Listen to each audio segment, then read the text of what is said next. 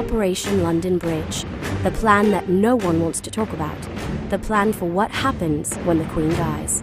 No matter how secretive Buckingham Palace may be about the plans that surround her death, everyone knows exactly what to do, and the plans, which were uncovered by The Guardian, are complex, intricate, and timed out to the exact minute. Phase 1. D-Day. According to The Guardian, on the day the Queen dies, Edward Young, the Queen's private secretary, will be the first official to convey the news, setting Operation London Bridge into full gear.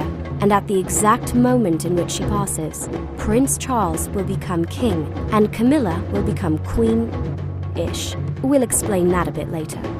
On a secure line, Young will directly inform the British Prime Minister that London Bridge is down, and the news of her death will be distributed to various heads of state before it is disclosed to the general public. Once the Prime Minister is alerted, the Foreign Office's Global Response Centre will alert the 15 governments where the Queen is still considered the head of state. From there, the 37 nations where she still serves as a political figurehead will also be informed. After this, the announcement of her death will be shared with both the UK's Press Association and the rest of the media outlets across the globe. Outside the palace, the news crews will be able to assemble in a predetermined area next to the Canada Gate. The same message will appear on the palace's website on a dark background. All the flags at the palace will be lowered and bells will toll. Both houses of Parliament are expected to gather within hours of her death. And on the evening of his mother's death, Charles will make his first address to the public as king. Now, all of this is assuming that she dies in London.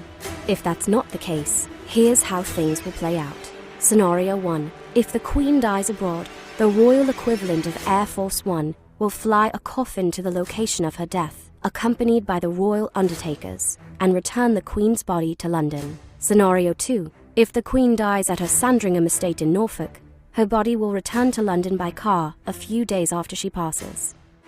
Scenario 3. The most intricate scenario of all is if the Queen passes while at the Balmoral Castle in Scotland, where she spends 3 months a year. Scottish rituals will play out before her body returns to London. Phase 2. D-Day +1. Flags will be raised the morning after her death, and at 11 a.m., Charles, the eldest male descendant of Queen Elizabeth, will be proclaimed king. At this point, Charles has waited longer than anyone else in history to assume the throne. Phase 3. D+1 through 12. Following the first 24 hours after her death, Great Britain will enter a 12-day mourning period, culminating with the Queen's funeral. King Charles will tour the country, stopping in Edinburgh, Belfast, and Cardiff, to appear at services to honour his mother. During this time, he will also meet with various elected leaders. D+1. Westminster Hall will be closed for cleaning. Elaborate and lavish funeral preparations will begin. D+4. The coffin will be moved to Westminster Hall during a procession that is expected to take place throughout London. When the coffin arrives, Big Ben will chime. Her body will then lie in state for 4 days. The Queen's orb, scepter, and the imperial crown will be placed on her coffin, and visitors will be allowed to pay their respects for 23 hours a day. D+9. In the early hours of the morning, the jewels will be cleaned before the funeral begins. Daily life will come to a halt in London. Businesses and stores will be closed.